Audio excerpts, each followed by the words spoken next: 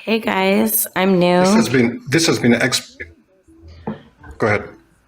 Pretty good, pretty good. How's it yourself? Good, good. No, I was just I was listening for about like 15 minutes or so, I would say. And we were just talking about the curve and the way I think we were talking a little bit about like aerospace engineering a little bit. Mm-hmm. So I have like a basic idea of how that goes.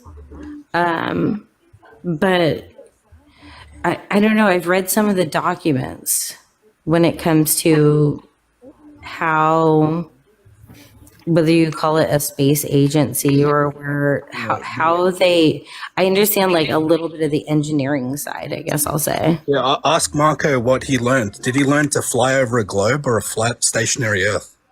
The way that I read the documents all say that they assume a flat, non-rotating Earth. Yeah, That's Marco, what I've read personally. Marco, do you tell your colleagues how you fly around a globe? Yeah, no, the stuff that I've read, because I've been into this for I don't know, a couple of years now. The things that I've read is that because my brother's also, here's the thing I got to say. My youngest brother is in college for engineering. Okay. So he's super big into the science, super big into all this kind of stuff. And we do butt heads a bit. But here's the problem that I see, you know, in terms of if you actually read the documents for yourself, though, it says these calculations, this is almost verbatim, okay? Because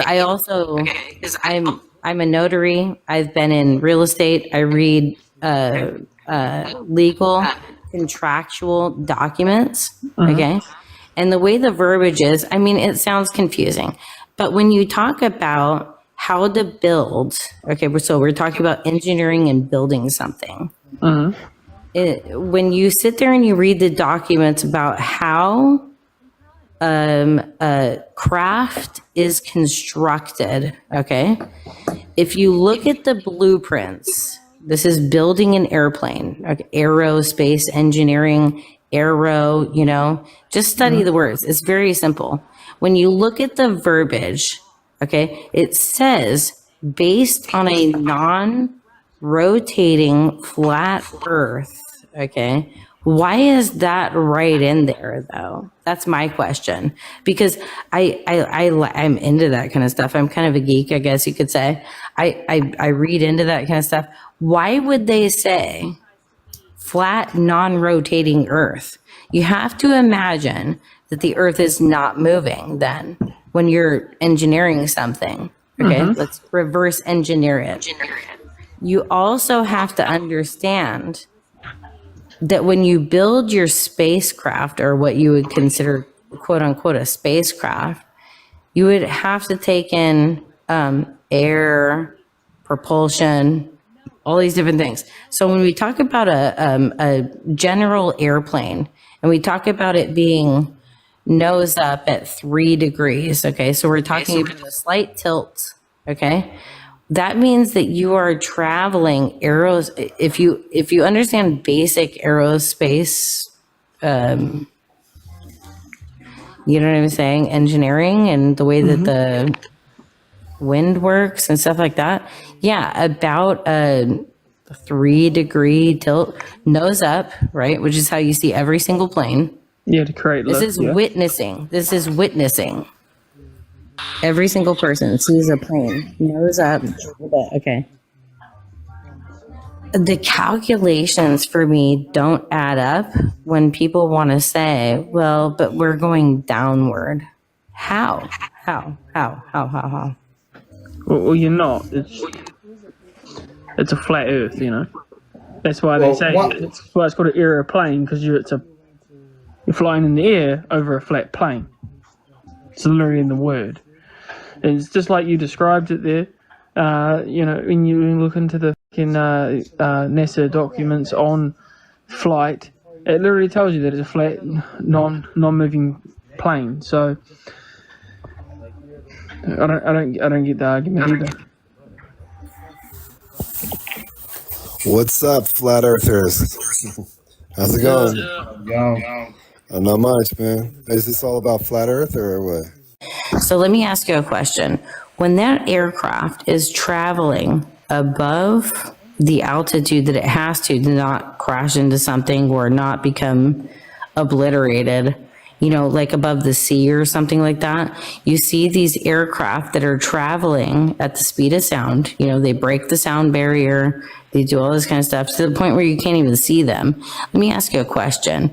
Where is the account for curvature being put in that aircraft?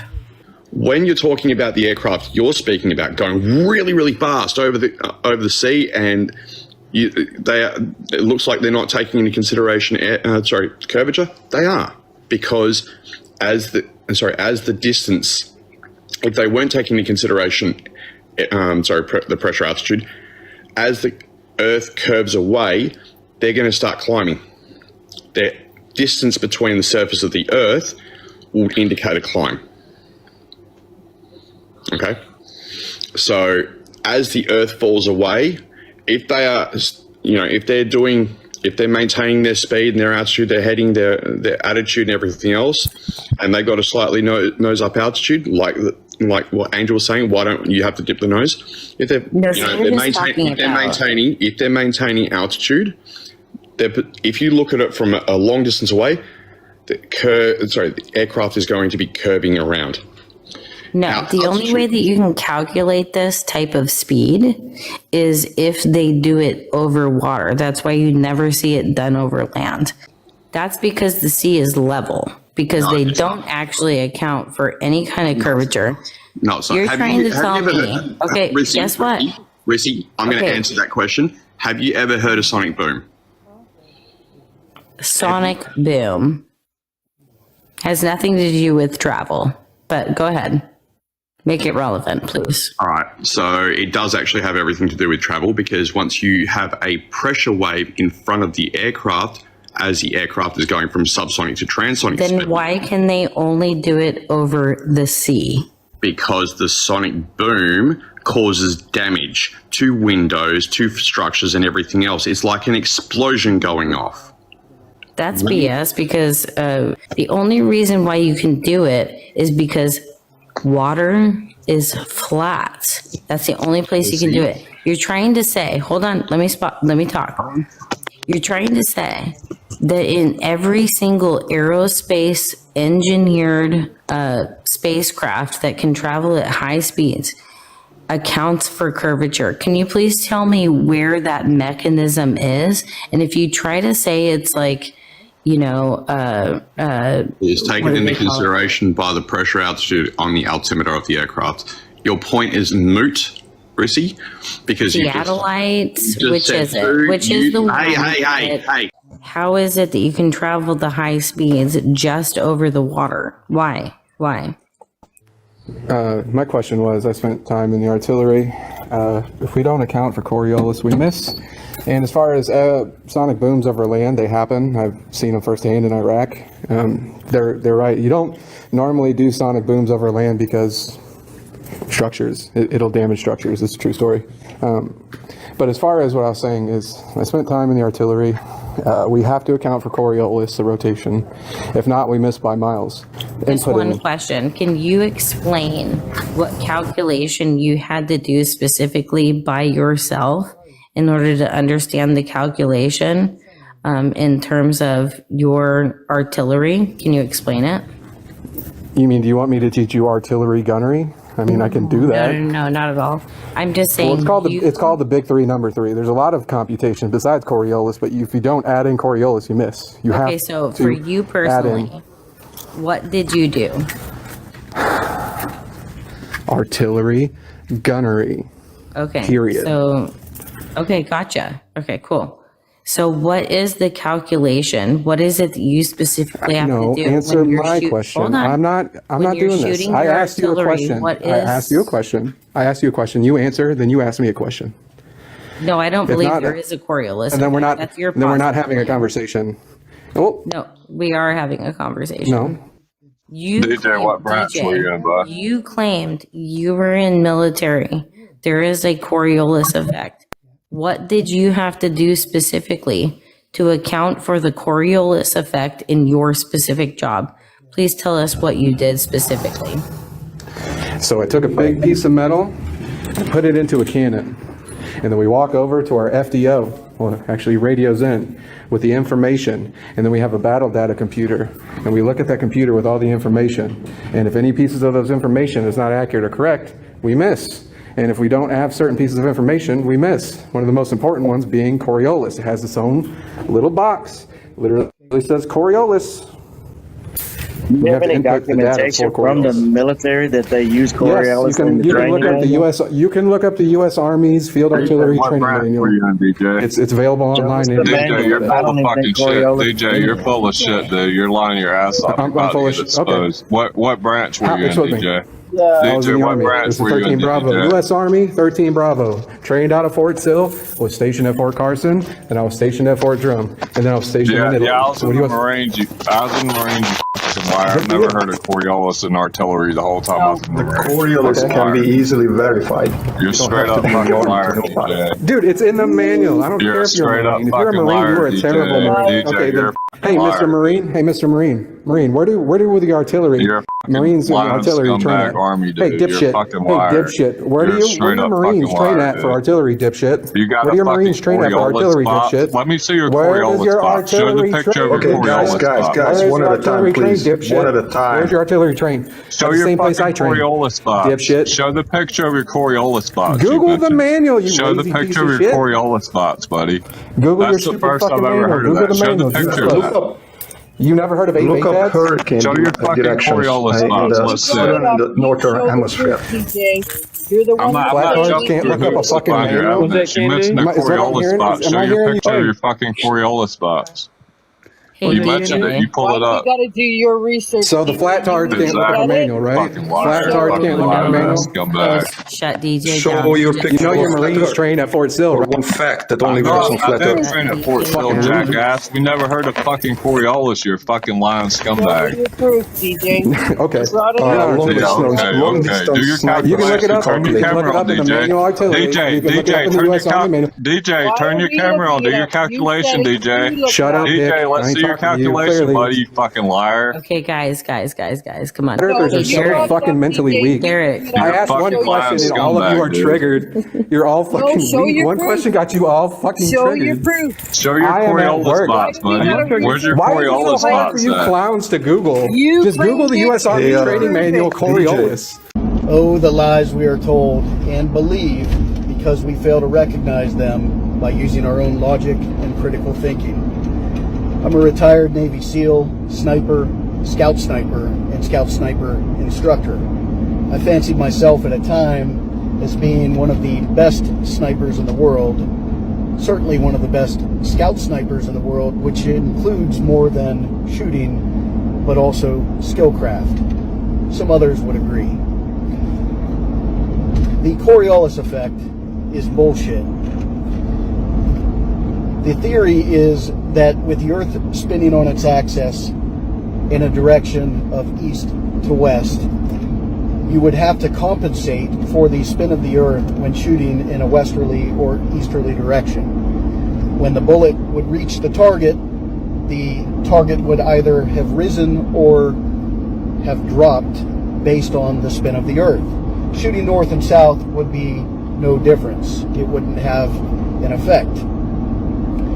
But on a mission, if that were true, I would have to compensate at varying degrees, whether shooting between north and south, or correction, north and east, east and south, south and west, or west to north. Never once did I compensate for the Coriolis effect. And we were driving nails, or at least hitting a man-sized target in the kill zone at 1,800 yards consistently every time. Along with other lies told about our universe and the nature of it, the Coriolis effect is total BS. Certainly, a bullet drops when at distance dramatically because the velocity is decreasing. But as far as the spin of the Earth goes, no effect. Well, he brought it up. Why should we research it? He should show it to us. Why He's do I gotta fucking look for lying. his I was in information? artillery and the Marines. He's straight up fucking lying. That's the only reason I came up. Because he's full of shit. Yeah, I know. Yeah, He's I'm not mad at you, lying. Derek. That's why I didn't Yeah, say anything. yeah. I know what you're saying. It seemed Yeah. like He a was not a New Zealand issue. He was completely making that up. The Coriolis He effect. said a Coriolis bots. I've never heard anybody say any shit Okay, like how that. about this? How about this, Maureen? Okay, Hello, hang on a guys. second. So Okay. I guess Tiger Woods has to account for Coriolis effect when he takes a freaking shot. Right? Like, give me a break. No, it becomes Coriolis exhausting. Only affects long distances. So when you have a long distance sniper over a certain amount, yes, you have to See, consider when it. Otherwise, their you miss artillery inches. argument fails, then they have to argue fucking missiles. They don't have any artillery arguments, so they There's have to no jump to way. fucking intercontinental missiles. Okay, how about we Even if it just were don't true. believe in the Cornholio effect, okay? Distance sniper. Oh gosh. Even if it were true, you guys, that the globe was real, do you understand how many calculations you would have to put into your input book and your interballistic whatever? Do you realize how many calculations you would have to put in there? Better than Even to travel. Do you realize that? Do you realize that small calculation that you would have to be putting in there? That's why I brought up the high, fast-moving aerospace engineering that has to happen over water. Why can't they do it over land? Oh, because the Earth is flat, topographical plane. Answer. You could run into a mountain very simply. One thing I want your generation to embrace is that the Earth is a closed system. You cannot leave the Earth, okay? It is a closed system. Weather balloons they're still in Hashtag orbit, bro. They're Bill not leaving Nye. the Earth. You cannot leave the Earth. Don't waste any more time. Visit the links above now and order my book 16 Emergency Landings Proving Flat Earth. Visit my online store now and order the new enhanced Gleason's Flat Earth map. This map used to be in every school and library in the nation before NASA was created in 1958, when the maps were ordered removed. Have your Gleason's map hanging on the wall in your house where no government can take it down. Here you see it hanging on a wall in the house of the late Charles K. Johnson. Here is a quote from the book 1984 by George Orwell. Every record has been destroyed or falsified, every book rewritten, every picture has been repainted, every statue and street building has been renamed, every date has been altered, and the process is continuing day by day and minute by minute. History has stopped. Order your map now.